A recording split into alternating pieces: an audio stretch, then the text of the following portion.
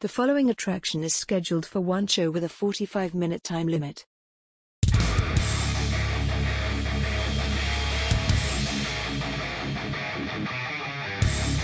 So, this COVID thing is getting a little out of hand because people in certain houses are going so crazy, they lost all their hair. This is not an illusion. I am now bald. Welcome to Wrestling with Egos, the shaved head edition. My name's Stone Cold Steve Austin. Not bad. Not bad. Not bad. Joined as always by my best friend Brian. I'm Patrick. Welcome to the show.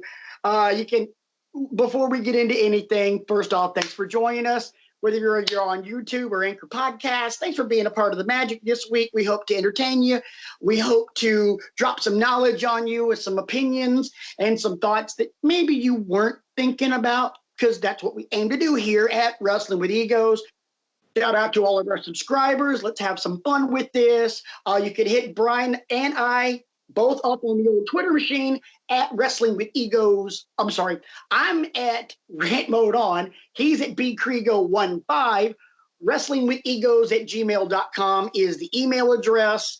bit.ly/withegos is the Google repository where you can catch all the past archives. And most importantly, don't forget to like, subscribe, share, click that little bell for all the notifications. That way, you know when we're posting new stuff, because bonus content and everything else. And especially since we're cooped up in the house, creative juices are flowing, and, people are starting to go stir crazy. Especially, short, dumpy Lex Luthor over here. As you saw at the very beginning of the show, that little title card and that voice, yes, we're trying something a little different tonight. So as you saw, this show has a 45-minute time. It is scheduled for one show with a 45 time limit. And there's the bell. So much to talk about, Brian. First off, how you doing? Life is good. Happy to be here for another week talking about the wonderful world of wrestling. I'm very happy to be here. Great movie, Coming to America. Loved it. First off, we like to start with the good stuff here, but let's just start with the bad news. There was a lot of people that got released this week. A lot. If you didn't see it, a lot of people got future endeavored by WWE on Wednesday, including but not limited to Zack Ryder, Kurt Hawkins, Rusev, Leo Rush. Help me out. Oh yeah. Gallows and Anderson. Primo Epico. And then you also had a lot of producers either released or furloughed. Lance Storm, Shane Helms, Sean Daivari, Fit Finlay again. Kurt Angle. First off, I didn't even know Kurt Angle was producing. Apparently, he started that like the day after he retired at WrestleMania last year. A member of the writing team, which I got a little nugget for you later on that one, Brian. I read something today that I thought was just hilarious and embarrassing at the same time about the lady from the writing team that got released. Not embarrassing about her, embarrassing about WWE. We're not counting the Revival, the top guys. We're not counting them in this because they got their release and got while the get was good long beforehand. Of all the people that you saw on that list that got released, not named Luke Gallows and Carl Anderson, who were you most surprised by?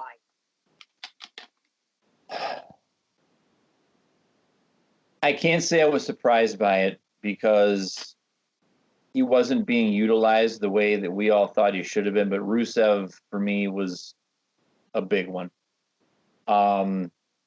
It stinks to see anybody have to go through this.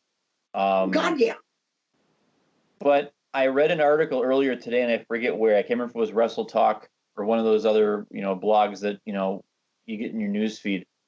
A lot of people are angry that, you let all these lower level people go and their salary doesn't even add up to what you're paying somebody like Goldberg or Lesnar to be a part timer. Right. And, there's some well founded outrage there. And I'm also reading about a lot of the NXT folks that are being let go. A lot of the ancillary talent down in NXT. I saw that Cassius Ohno was one of the people that was let go. Deonna Purrazzo was let go. And these aren't names that it's not like they're in the title picture or have meaty roles on TV every week. It still stinks, and WWE is just one of hundreds of thousands of companies across America that are having to make decisions like this. You don't wish it on anybody. But I also saw another tweet from someone earlier in the week that talked about the financial status of the company, how this is set to be their best year ever in terms of being flush with capital. Yeah. So purging $700,000 worth of salaries is really a drop in the bucket comparatively. Right. It makes you wonder, is there another way to go about this? Right. And to me, there were some releases that, in my opinion, were justified, mainly because they weren't doing anything with it. Like, for example, EC3. We weren't doing squat with EC3. He was literally in NXT for about a month and a half, went to the main roster, and that was it. Right. He was now the champion of a main event. Maria Kanellis and Mike Bennett getting released. I thought that one sucked. Not necessarily because Mike Kanellis, real name Mike Bennett. Bennett wasn't getting used, but I mean, as much crap as he went through with his addiction and things of that nature, I was kind of hoping there would have been a little bit of a sympathetic, but alas, there was not. The one that surprises me, and I honestly do not get, is Anderson and Gallows. You literally just gave them a massive WrestleMania payday because they were a part of one of the two biggest things of the 2-day WrestleMania event, the Boneyard match. And now they're gone. Which I'll be unpacking a little bit later in the show, by the way. Oh, absolutely.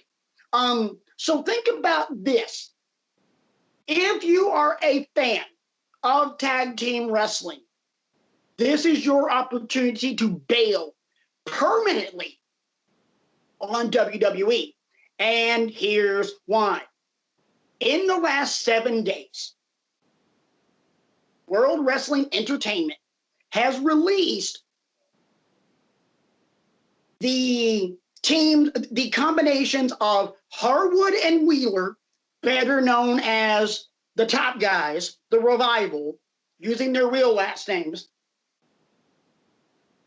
and Gallows and Anderson, Wilkinson and Allegra. Tag team special. You've released two of the best tag teams in the world. Not just because you won some trophy in, blood money country. Legitimately, two of the best tag teams in the business today globally. And you just released them. If you love tag team wrestling and that's your favorite thing of all things wrestling, this is a perfect opportunity for you to say, F WWE, I'm out. By the way, AEW has a very fine tag team division, which is probably only going to get better.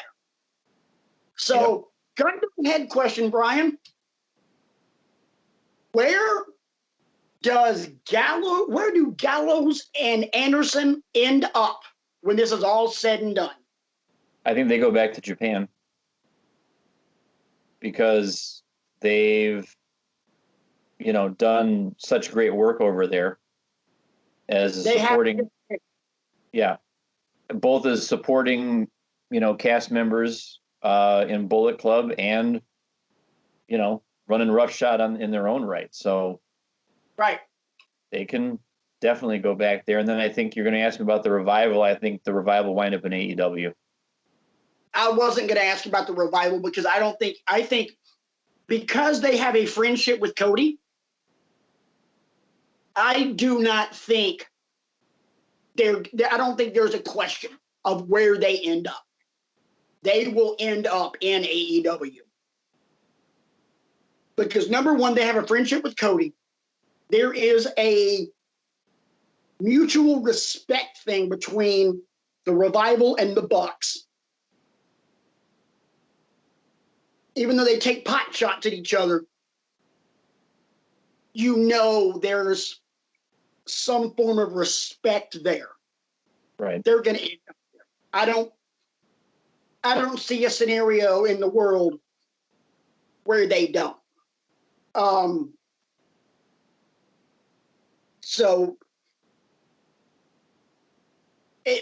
the only other one that really stuck out to me, don't get me wrong, I was really never a fan of the guy.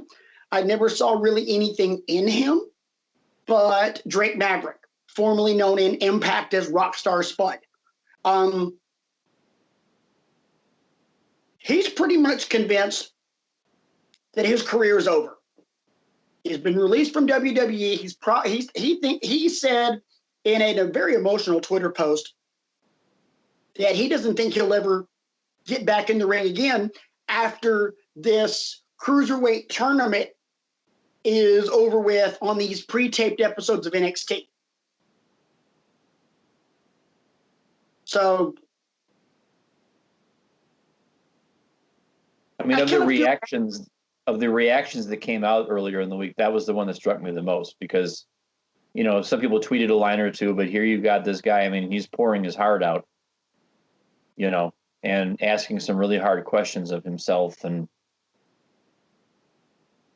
that, of course, touched a nerve with me. So, yeah.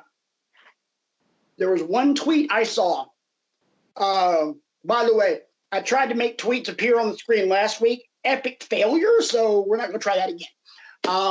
So when you go back and watch last week's show of, well, here's a tweet coming up on the screen and it doesn't happen. Yeah, I tried. I failed. Move on. Did you see what Lana tweeted out? I forget what the exact verbiage was, but I did see her. Something to the effect of, I will love you forever, and then just a broken heart. A very out of character response from an in character ex-wife of Rusev. Hashtag real life, still married. Right. Which that's the other one of all of these releases. The three that baffle me the most are the Revival, Guns and Gallows, and Rusev.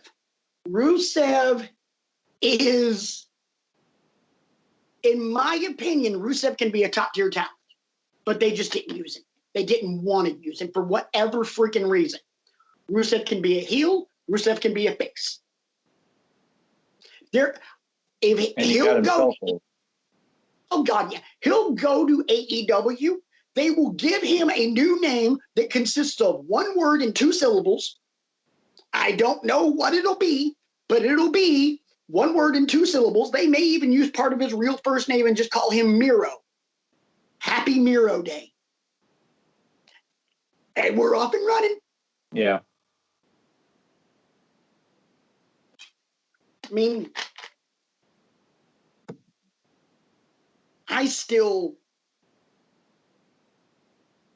and I don't mean to keep bashing this guy, but how come we get rid of the Revival and Guns and Gallows and Rusev and Dolph Ziggler still has a fucking job?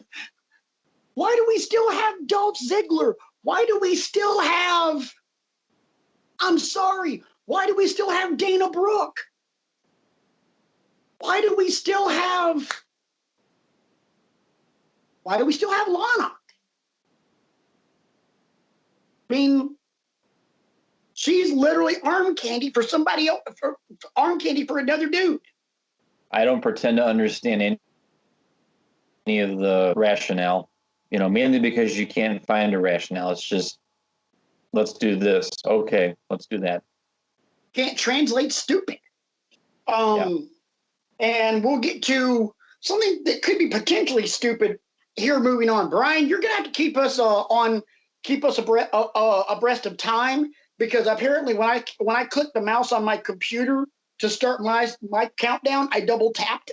So I looked over and it was at 44 minutes and 53 seconds. I'm like, oh, great, awesome. So how much time we got right now? We're at 13 minutes right now. All right. 13 minutes past. 13 minutes gone in the show. 32 minutes remaining.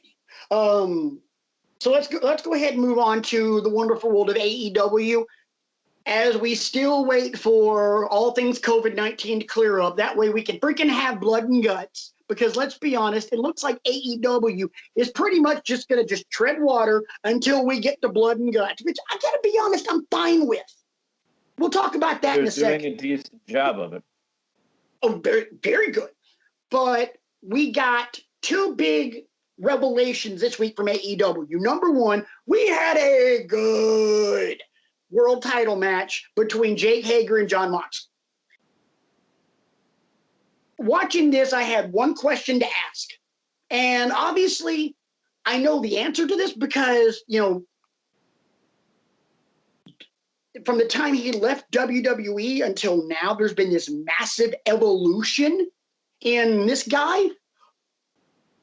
Who the hell is that, and what did Jake Hager do with Jack Swagger? Oh my God, if that dude would have been in WWE, Brock Lesnar would have never existed, because they would have just said, here you go, Jake. Holy shit. He was nasty. He's turned himself into an animal is what he's done. Oh my God, yes. I was watching that and just thinking, oh God. It was one of the nights I came home late from work. I was still a little, adrenaline was still pumping because it was a busy night in the warehouse. So I'm laying in bed and I'm like, you know what? I gotta watch Hager and Moxley for the show anyway. So pulled it up on the phone and watched it while lying in bed. Mrs. Rant mode on, didn't even budge. By the way, if you know nurses, thank them. Because they're kicking ass right now. Thank you first responders, thank you nurses, thank you doctors. But yeah, I was just like, who the deuce is this guy? Oh, Hager. I know Hager's still committed to his Bellator deal. And obviously Bellator isn't doing anything right now either, just like UFC isn't. Whew. If he focused back on just pro wrestling, damn. Yeah, I think, for me, the match took a while to get going, but once it got going, and it's just like anything else. I mean, in this time and place that we're in, any of these matches that you see are going to be, a different animal for a lot of people to wrap their heads around, because we're used to wrestling being done in a certain context. I believe the word that we can all agree on is weird. Yeah. Weird. But once it got going, both these guys just, put the pedal to the metal like they always do, and like everybody over in AEW seems to do, with very few exceptions. I completely agree. I was very impressed by that match. And first thing I instantly thought was, man, Hager versus Archer. Shut up and take my money. Like, oh. Somebody gonna get the ass whipped, and it's gonna be fun to watch. That's gonna be one. JR would have a field day with that one because that one would truly be a slobber knocker. Them two massive behemoths would beat the hell out of each other for our viewing pleasure, and we thank you. So yeah. Let me ask you this. Let's go back from where we are right now in the world to maybe mid-March, the Ides of March, when everything in our country, everything here in the U.S. got pretty much just put on hold, like everything else globally is. In this month, who do you think, which of the two large promotions in the U.S. do you think has done a better job of doing things? I'm not going to say even keeping things going. Who has done a better job with their television operations, WWE or AEW? It's obviously AEW. I think so too. Because with WWE, there's been too many like highs and lows. You know, like you get the exhilarating high of, you know, Cena versus Wyatt in the Firefly Funhouse match, and for a lot of people, Edge and Orton last man standing, and for a lot of people, Taker and AJ in the Boneyard match. But then you also get, clunkers of matches that are pre-taped and, with ham bone commentary and stuff like that. AEW has done a great job of kind of rearranging their people. They've been using Jericho on commentary with Shivani for the past 3 weeks, and it's been gold. Glorious. Yes. And they've been finding ways to use everybody else, as the peanut gallery, like we talked about.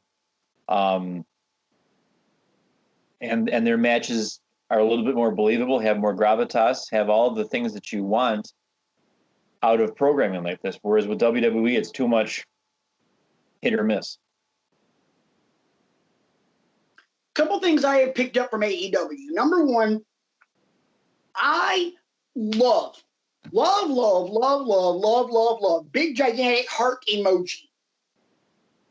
Love the fact that they're just treading water right now. It's just, all right, we're going to slowly advance storylines. We're not going to do some major thing. Hey, we've got the TNT Championship. We've got, the world title. We can do some title stuff here and there. But we're not going to force a lot of huge things down your throat because we want to get to blood and guts. Blood and guts is what we've got to get to pay everything else off. And we're not going to do blood and guts without you guys. So here's a wrestling show. Let us entertain you. Let us just put on a wrestling show with a few storyline implications. WWE is just going on business as usual. And I'm starting to feel left out. I'm starting to feel where, see, the thing is, leading up to WrestleMania, we got all these great promos in the ring where it was just literally WWE superstars being able to break the fourth wall. Get right here, just like Edge did when he kept talking about having grit, blah, blah, blah, blah, blah. They're not doing that anymore. It's wrestling backstage. Wrestling backstage. Jerry Lawler's god-awful commentary. Shout out to my boy at work, PJ, for this one. RMO out of nowhere. How in the hell does Jerry Lawler still have a job after that racist as a mofo comment when he called Akira Tozawa's senton the ramen noodle moonsault? How the F do you have a job? Rant mode off. It's just out of touch. It's not what we need right now. It's Jerry Lawler, who has been out of touch. 20 years. Newsflash, the Attitude Era. Puppies! Yeah. He's a dirty, racist old man that, in my opinion, has no business, never has had any business doing commentary. Because number one, he's either nothing but a WWE shill, or he's bad-mouthing people that he has a legitimate grudge with. Like, for example, Paul Heyman. He never has anything nice to say about Paul Heyman. It's always the Paulrus. Like, dude, get over yourself. You were a great regional territory wrestler in Memphis. You were the biggest star in Memphis. Paul Heyman is one of the two greatest managers of all time. The other one is Heenan. And if you disagree with that, you are wrong and I'm right. And Brian, I'm not talking to you. I'm talking to our audience. You're wrong. I'm right. Heyman, 1 and 1A. If, you put one above the other, fine. But there's nobody else. But WWE is putting on a show to spite themselves. AEW is putting on a show in spite of everything going on. Yeah. So WWE is putting on a show because the calendar tells them to. WWE is putting on a show because Fox is telling them to. True. Because Fox is threatening to pull their contract because they're not producing live content. Conspiracy theory? ? The story comes out that Fox may be pulling their contract because of all of this, and then suddenly the state of Florida determines that WWE is essential business and can do live shows from the Performance Center. Just so happens that the governor of Florida is a Trump butt kisser and the head of Trump's biggest super PAC fundraising organization just happens to be Linda McMahon. Amazing. Look, I'm not much for politics, and truth be told, I consider myself to be Switzerland whenever political conversations come around. I'm neutral. I'm a political agnostic. There is no God. Actually, no, more of a political nihilistic. There is no God. The sky is falling, and we're all going to die. 25 minutes have elapsed, by the way. Don't at me about politics. But yeah, it just seemed fishy. But I love what AEW is doing. Here's one thing I don't like the WWE is doing.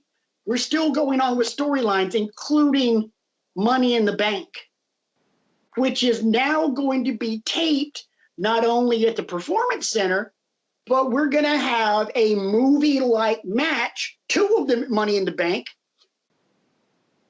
the ladder matches themselves, because the people in the ladder matches will have to climb the corporate ladder.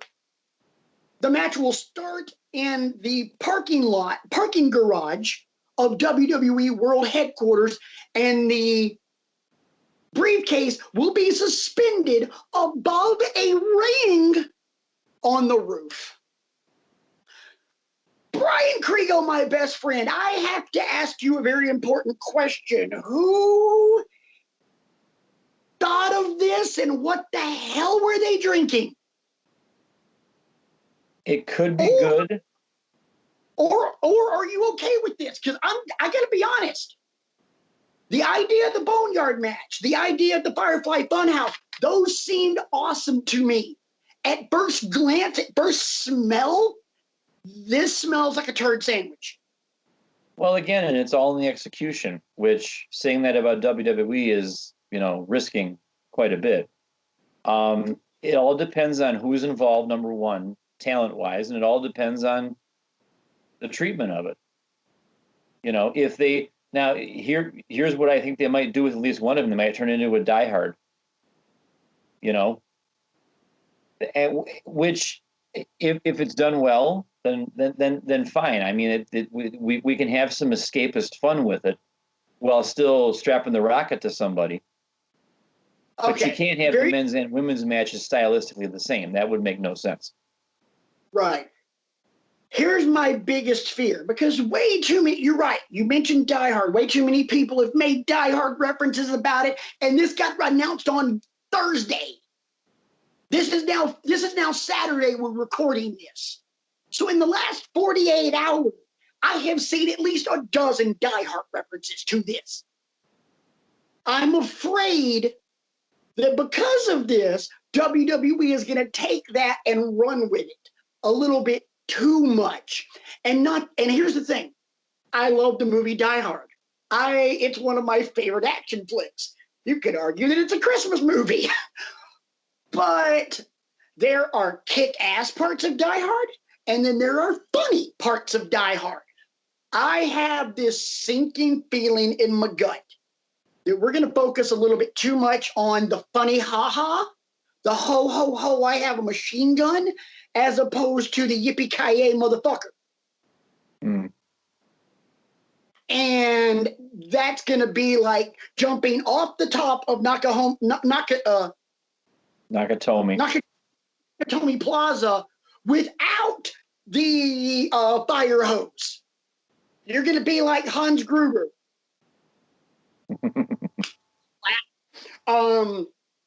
Let's talk some NXT. How about that? We had two big developments from this past week on NXT. Number one, next week we're going to get Finn Balor and the Velveteen Dream. Right now, my wife is excited. She's like, those are my two guys. I think I'm going to watch NXT live while you're at work. That way I can enjoy it all by myself. They're doing something pretty extraordinary with Finn Balor right now, and I hope I would get a chance to bring this up. I don't remember the last time somebody was involved, one guy was involved in multiple storylines with multiple opponents, the way Finn is right now. And we've talked about Finn as the chess master, if you will. Like, you know, he's making his moves and he's taking these people.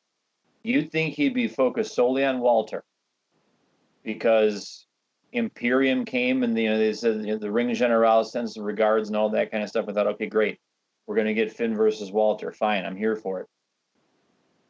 But now he's turned his attention to Dream, and by extension, who else has he turned his attention to? If he's focused on Dream, you know, he's also focused on Boom. Adam Cole, okay? Which, I thought, you know, it's kind of weird. I've just never, and his attention isn't like divided either. Like when he's wrestling Fabian Aichner, it's tunnel vision with Fabian Aichner. And then when he walks out and sizes up the Dream at the end of NXT, there's no diluted attention or anything like that. So it's really cool to me what they're doing with him. I love it. I love it. I was worried about what they would do when they turned Balor heel on NXT, and now I'm just like, no, this is Finn right now with a license to print money. I am almost to the point where Adam Cole is not the most bankable guy in NXT anymore. Don't get me wrong, he's still hella bankable, but I think that Finn is becoming just as, if not more, just guaranteed home run every time. And I'm here for it.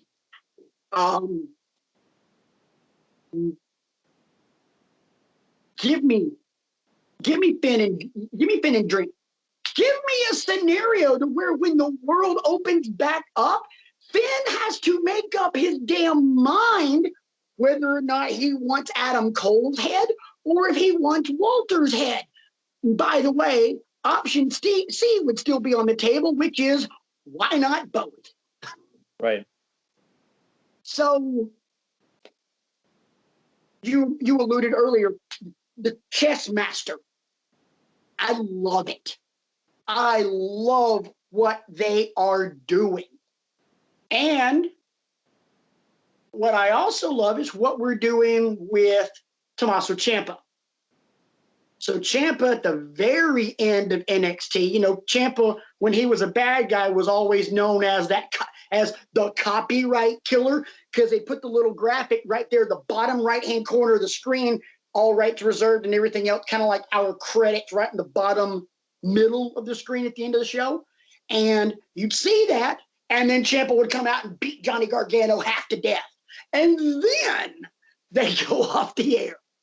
Well, Ciampa's cutting that promo. There was that little graphic in the bottom right, and it faded away, and he was still talking. And I instantly thought, uh-oh. All of a sudden, you just see two arms wrap around him, pull him into the darkness, and you just hear the sound of one grown man beating the living shit out of another one. Ciampa's laid out. You see this black leathery heeled boot. And then this big monstrous bald dude, not me, not big monstrous bald dude, Patrick Swafford, but big monstrous bald dude hovering over Ciampa and just simply says the words, tick-tock. Ladies and gentlemen, Cross is here. Cross and Scarlett are in the building. So now we know who he's after. And I'm fine with that too. Last week I thought it was going to be Cross and Scarlett versus Johnny and Candice. Nope, I was wrong, and I'm fine with it. I like how they pulled it off. What about you? I liked how they pulled it off too, because it left you guessing. And for all that we criticize WWE about their storytelling abilities, a lot of things they are getting right. A lot of it's found in NXT, but a lot of things they are getting right. And you always want to have fresh, challengers. People that you thought, oh, I never thought I'd see them here. And that's what we get right now with Killer Cross, even though they're not going to call him that. Apparently not, but it's a compelling matchup, and it gives Ciampa something to do now that things are done with him and Johnny. So it would seem. Right. He needs a fresh opponent. He needs something else that he can sink his teeth into. Absolutely. How much time we got, B? 35 minutes have elapsed. All right, so we got 10 minutes. 10 left to go in the show. 10 minutes. I'm sorry, I'm not much of a ring announcer. Let's go ahead and talk. Let's go ahead and hit some homework, then some bar talk, and then we're going to finish with a brand new segment that we call the hot tag. So for homework last week, I gave Brian student's choice. He either had to give me a full-blown dissertation on the Boneyard match or the Firefly Funhouse match. Brian.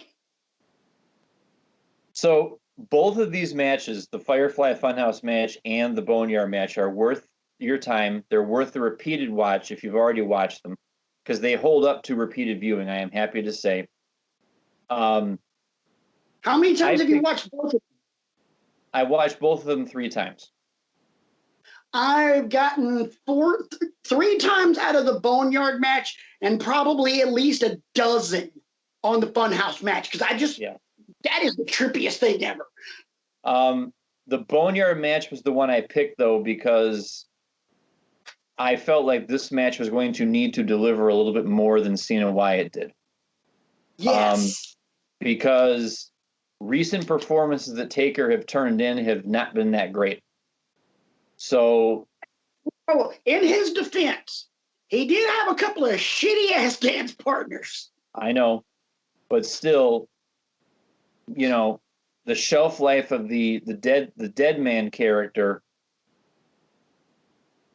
has long since gone. So switching over the American Badass iteration is a great way to kind of reconcile everything. Styles, I thought, did everything classic heel here from the bait and switch of him pulling up in the hearse. Yes.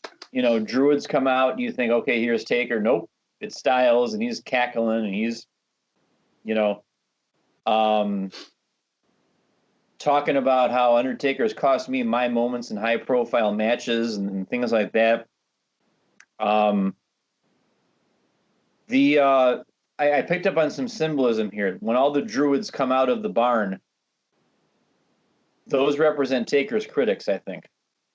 You know, all the people that say you need to hang it up, you're past your prime, you know, you don't have it anymore. And he beats them all off on his own, you know, with some well-placed boots and some punches and some things like that. I thought that was just, you know, very, very, very well done. Had to be a thrill for all those performance center guys that got to dress up as Druids, you know, for that. Oh, God. I felt like the one unsettling part of the match, whether it was a work or not, was about 9 or 10 minutes in when Styles is working Taker over in the bushes and you hear him wheezing. That part was uncomfortable for me. Yeah. Listening to him gasp for air while he was on the ground. The best visual for me was when, you know, Styles climbs up on top of the Earth Mover and then the spotlight, you know, shows up and Taker's behind him when he was already in the grave. Yeah. You know, that's what made me think that this match was equal parts, you know, camp, Tarantino, and horror flick. You know, there was a little bit of cheesy humor, but mostly just, you know, we're going to put the boots to you and stuff like that. I agree. Solid A for this match. I mean, you know, they needed to deliver and they did. Everybody played their role to perfection. Under no circumstances, however, should this become the new standard of match for him. I don't want to see boneyard matches for the rest of, you know, because it wears off the novelty. You know. No, this would be a one-time deal. Yes. Now he can choose to end his career on his terms with whomever he wants. But that should happen sooner rather than later, especially when you consider that documentary they're getting ready to debut on the network that we got a sneak peek of after night one of Mania. Right. If we can get Taker Sting, then wonderful. But if not, then I think Taker Aleister Black might be the way to send him out. No, because I don't think Aleister Black should lose. Well, it could be a passing of the torch moment. No, because my opinion, Taker needs to win on his way out. So, as I said last week, 3 people and 3 people only. Sting, Kane, Lesnar. In my opinion, no one else will do. It's either you give us the match we've all wanted to see, you write the final chapter of The Undertaker's greatest rivalry, or you give The Undertaker, what's the word? Retribution. You know, thank you. Retribution for WrestleMania 30. You let him have closure on that. Right. And, you know, albeit aside, yeah, he lost to Roman. What? Oh, I'm sorry, Vince. I said that guy's name. Please don't fire me. Amazing. Anyway. So the match gets an A. Your new homework for this week. Real quick, did you notice the music Taker had playing behind him as he came in and left? Now That We're Dead by Metallica. Yes, I did pick up on that. That was cool. Your new homework this week is a match that I've never seen, and the reason I'm picking it is I want to see it. Okay. So I'm going to watch it. I'm going to take you back to the year 2015. And we are going to New Japan Pro Wrestling. We are going to day 18 of that G1 climax for a match between Shinsuke Nakamura and Kazuchika Okada. Something tells me this might be a good match to watch. So What get your year again? What year? 2015. What year again? 2015 G1 Okada Nakamura. Yes, day 18. Son of a bitch. This is going to be epic. I have a feeling I might want to kiss you after this one. We're going to tell RJ because RJ's probably going to be like, ooh, I'll do this one. Not looking forward to that one. All right, bar talk time. This is going to be a quickie because I think it's actually going to be really fun. Speaking of New Japan, Rocky Romero over in New Japan tweeted this out last week, and I loved it. And I thought it would be a great bar talk discussion. Who, in the history of professional wrestling, had the best drop kick? Because think about it. Most everybody does a drop kick. Drop kick is a basic bitch move. Everybody does it.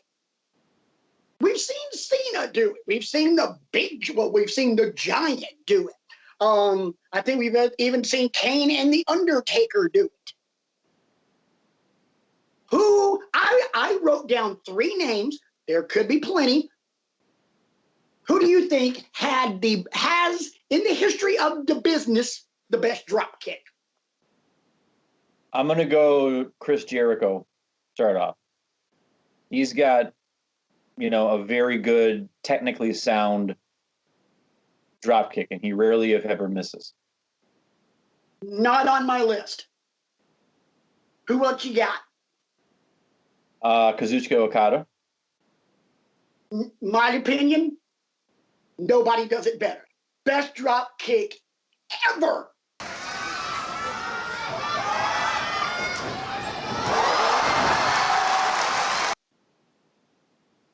Just a thing of beauty. Yep. I've also got Randy Orton. I left him off my list. I almost put him down. I wrote 3 names down. I would probably consider him 4. And then my last guy is Daniel Bryan. Not on my list. My other honorable mention, if I was going to have a top 5, would have been Finn Balor just for the John Woo drop kick. I think that one's pretty sweet, but that kind of would have been an honorable mention behind Orton at number 4. And I actually put mine down in 1 through 3. 1, as you guys have already figured out, Kazuchika Okada. God, that thing is beautiful.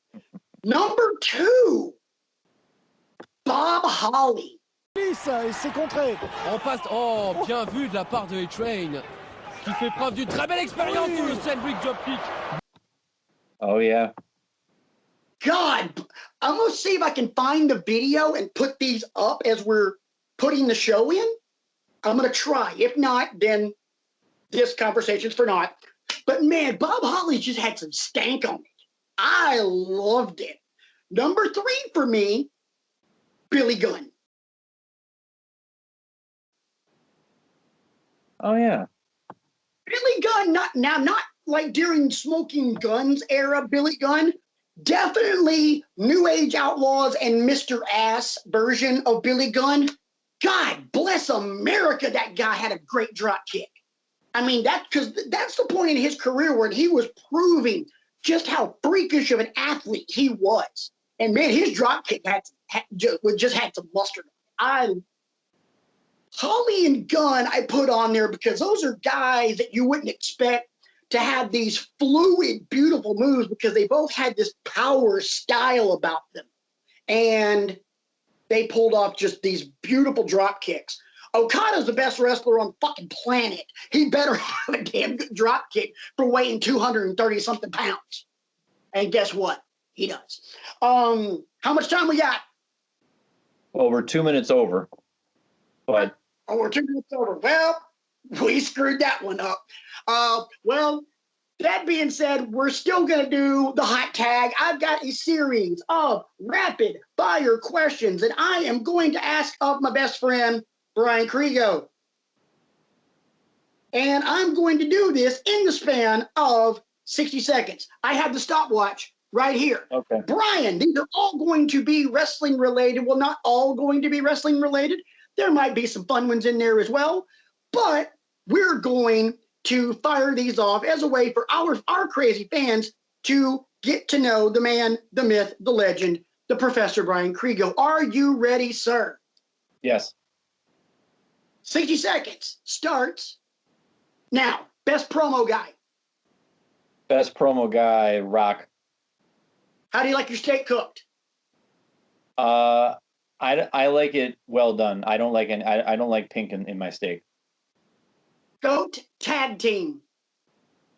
Oh boy. I'm gonna go British Bulldogs. Does pineapple belong on pizza? If you're into that sort of thing. I wouldn't order it personally, but if you're into that sort of thing. Better high flyer, Daniel Bryan, Christopher Daniels. Daniel Bryan. Best submission wrestler of all time. Oh dear. I'm gonna go Jericho. Last one, because the clock's about to stop, but I would definitely want to hear your answer. Least deserving world champion in history, not named David Arquette. Great Khali.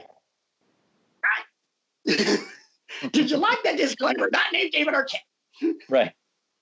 All right. Sorry about the little flub up in there. I'm definitely going to leave it in there. That way I can look like a jackass. So that's going to do it. And if this actually would have been a 45-minute show, we would have been able to time this perfectly, but we weren't because I screwed up and messed my stopwatch up. Ding, ding, ding. There's the sound. There's the bell. That's our show. Brian, we didn't get to it. Oh, never mind. We did get to it. I was about to say you didn't give me homework, but yes, you did. See, we got the time all screwed up, and I got this crap jacked up. Man, I suck tonight. I apologize for not being on my game. You know what we're going to do tonight? We're going to blame it on the fact that I keep looking at the screen that I'm looking at and admiring just how damn gorgeous I look with a bald head. Anything? No? Okay, maybe it's just my own ego talking.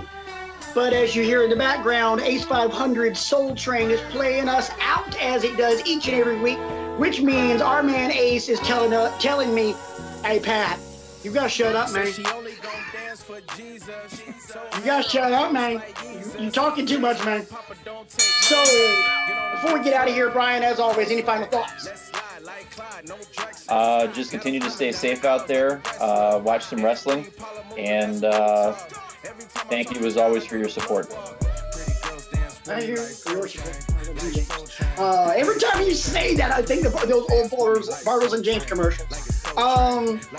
My final thoughts for this week, as always, wash your hands. Thank medical professionals because they can all use pats on the back right now.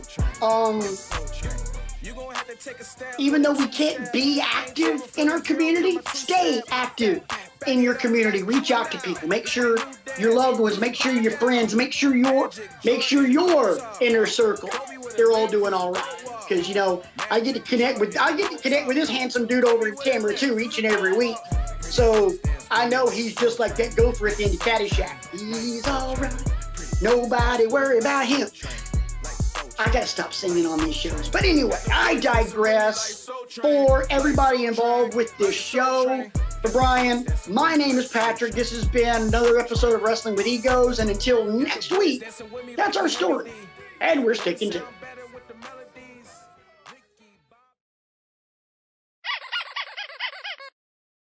Another satisfied customer.